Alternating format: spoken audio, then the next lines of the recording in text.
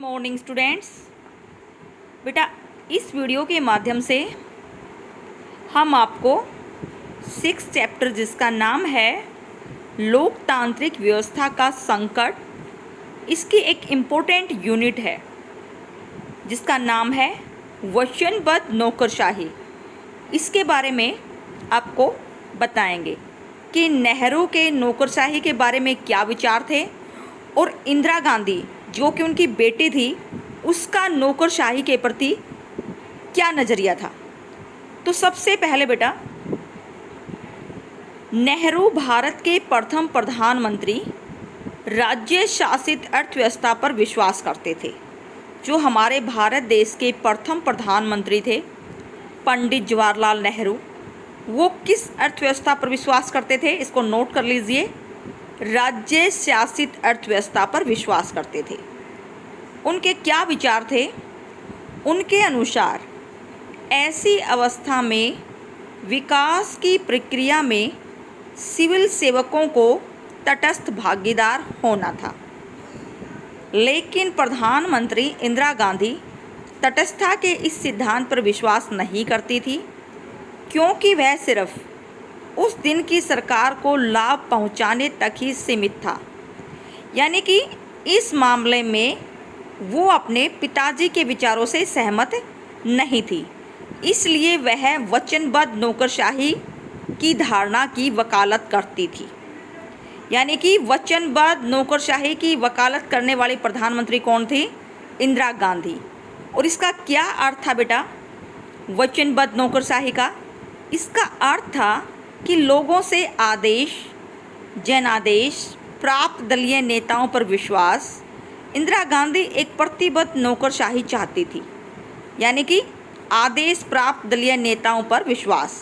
इसको भी नोट कर लीजिए, ताकि यह संस्था विकल्प पार्टी की बजाय एकल पार्टी सरकार की सेवा कर सके। मतलब सारा फोकस एक ही पार्टी पर इसका हो।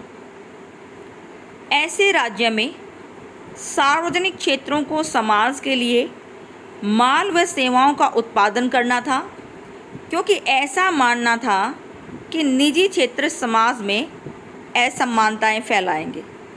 अतः भारत निजी क्षेत्र नियंत्रण के मामलों में अत्यंत हस्तक्षेपी हो गया था। ऐसी हालत में छोटे नौकरशाह और उच्च अधिकारी लाभ में रहे। ब्रिटिश द्वारा विरासत में मिली नौकरशाही, यानी कि ये जो ब्यूरोक्रेसी का सिस्टम है बेटा, ये हमें विरासत में कहाँ से मिला था? ब्रिटिश गवर्नमेंट से। योग्य और व्यावसायिक थी। भारतीय सिविल सेना, भारतीय सिविल सेवा, इंडियन सिविल सर्विस का पद है और प्रतिष्ठा असाधारण थी। इसीलिए यह सोचा गया कि ये व्यावसायिक नौकरशाह नए राज्य की कानून व्यवस्था की एकता और अखंडता को बनाए रखने में सहायक होंगे। कौन सा पद? भारतीय सिविल सेना का पद। जो भारतीय सिविल सेना थी ये बेटा अंग्रेजों की देन है। बहरहाल भारतीय सिविल सेवा के बाद में भारतीय प्रशासनिक सेवा में बदल दिया गया, यानी कि आईसीएस की जो सेवा थी वो आईएएस में चेंज कर दी गई, परंतु उसका लौह ढांचा नहीं बदला। लौह ढांचे का अर्थ है नौकरशाही में कानून व्यवस्था को बनाए रखने के लिए क्षेत्रीय दबाव झेलने की क्षमता। इसको भी नोट कर लीजिए बेटा, आईसीएस को कहाँ ढाल दिया गया? आईएएस में। इसी प्रकार नौकरशाह भी अपने आप को जनता की भलाई का प्रोटेक्टिव मानते थे, यानी कि जो नौकरशाही से जुड़े अफसर थे वो भी क्या समझते थे अपने आप को कि वो जनता के क्या हैं? रखवाले हैं। इस सोच ने उन्हें सर्वोच्च पद और आम जनता पर शासन करने का वरदान दिया। प्रधानमंत्री इंदिरा गांधी के कार्यकाल के दौरान राज्य की भूमिका में नाटकीय बदलाव आया, क्योंकि सार्वजनिक क्षेत्रों का प्रभुत्व था और निजी क्षेत्र पर नियंत्रण था। नौकरशाही व्यापक हो गई, उसमें बदलाव की बिल्कुल आशा नहीं थी और वे जनता की आवश्यकताओं से प्रभावित नहीं होते थे। इसने उन्हें जनता की आवश्यकता और मांगों के प्रति गैर जिम्मेवार बना दिया। यानी कि वो जनता के प्रति अपनी जिम्मेवारी समझते नहीं थे और जिसकी वजह से वो गैर जिम्मेवार बन गए। स्वतंत्रता के पश्चात नौकरशाही में विशेषज्ञ और कुशल लोगों का प्रभाव बढ़ा, जिसके परिणाम स्वरूप नए अनुसंधान संस्थान बने। इसमें शामिल है राष्ट्रीय शैक्षणिक अनुसंधान प्रशिक्षण परिषद NCERT। NCERT की फुल फॉर्म भी पूछी जा सकती है बेटा, राष्ट्रीय शैक्षिक अनुसंधान एवं परीक्षण परिषद, भारतीय लोक प्रशासन संस्थान आदि। ये संस्थान सार्वजनिक नीति कार्यक्रमों को पारित, लागू और निरीक्षण करने के लिए नियोजन मंडल के साथ करीबी सहभागिता में कार्य कर रहे थे। सार्वजनिक नीति कार्यक्रम की वचनबद्धता की आवश्यकता ने नौकरशाही को भारत में लोकहित का रीढ़ बना दिया। सार्वजनिक नीति के प्रतिरोध, रक्षा, संरक्षण और बढ़ावे के लिए उत्तरदायित्व का एहसास होना आवश्यक था।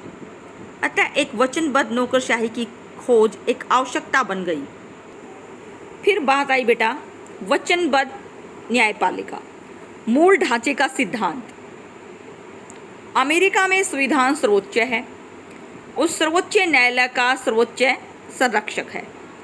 यानी कि अमेरिका में सबसे सुप्रीम कौन है? संविधान है, और सर्वोच्च न्यायालय का सर्वोच्च संरक्षक है, और इसका प्रोटेक्टिव कौन है? Supreme court. परंतु भारत में न्यायपालिका संविधान की व्याख्या करता है और संसद भी सर्वोच्च है, अर्थात बीच का रास्ता अपनाया गया है। भारतीय न्यायपालिका ने संविधान के मूल ढांचे की संरचना को मजबूत बनाया है। सर्वोच्च न्यायालय उसे कई मामलों में निर्देश देता है। किसे? संसद को।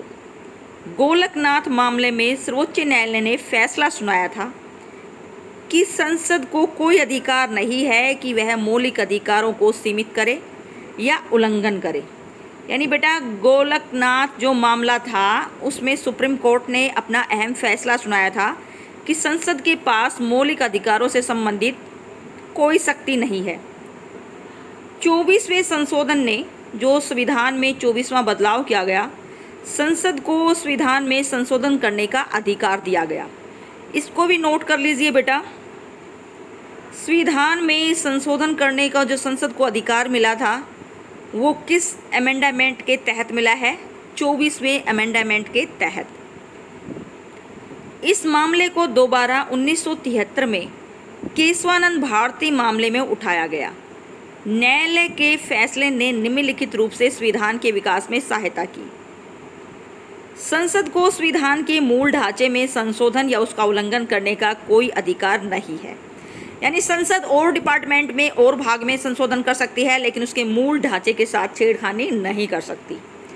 संसद को संविधान के किसी भाग में संशोधन करने का अधिकार है।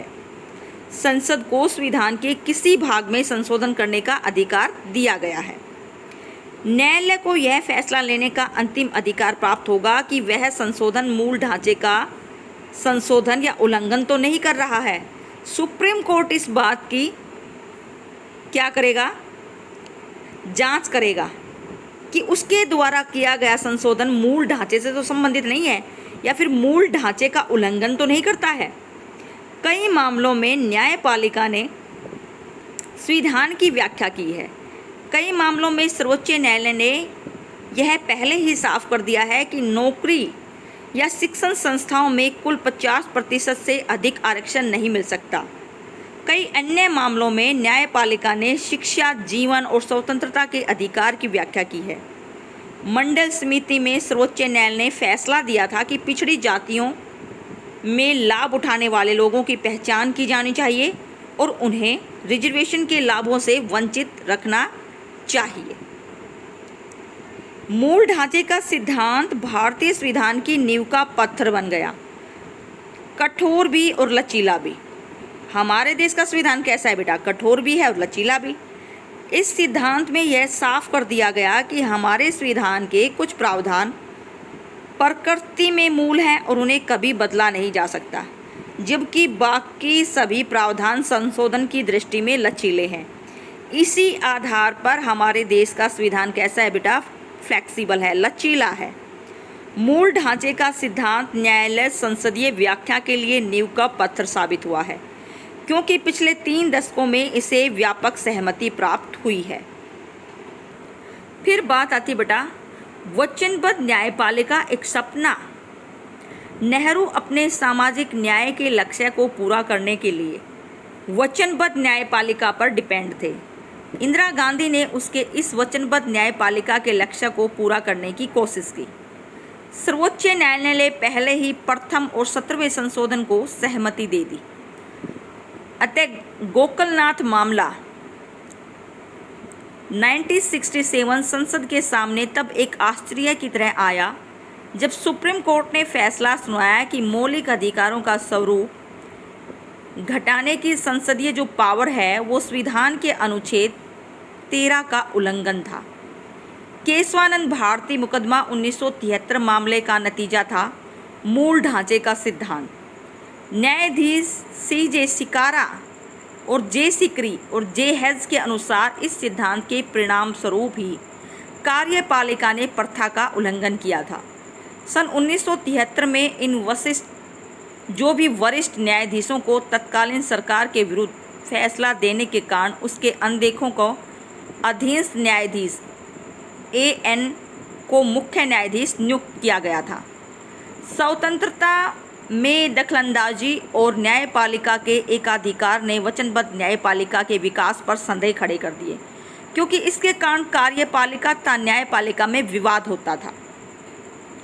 अंत में नौकरशाही के लोगों की ज़रूरतों के प्रति बेपरवाह और अनिश्चित बर्ताव के कारण वचनबद्ध नौकरशाही के विकास का सपना विकसित होने में असफल रहा। यानी कि जो नौकरशाही से जुड़े लोग थे वो आम जनता के प्रति अपनी जिम्मेवारी सफलतापूर्वक नहीं निभा पाए।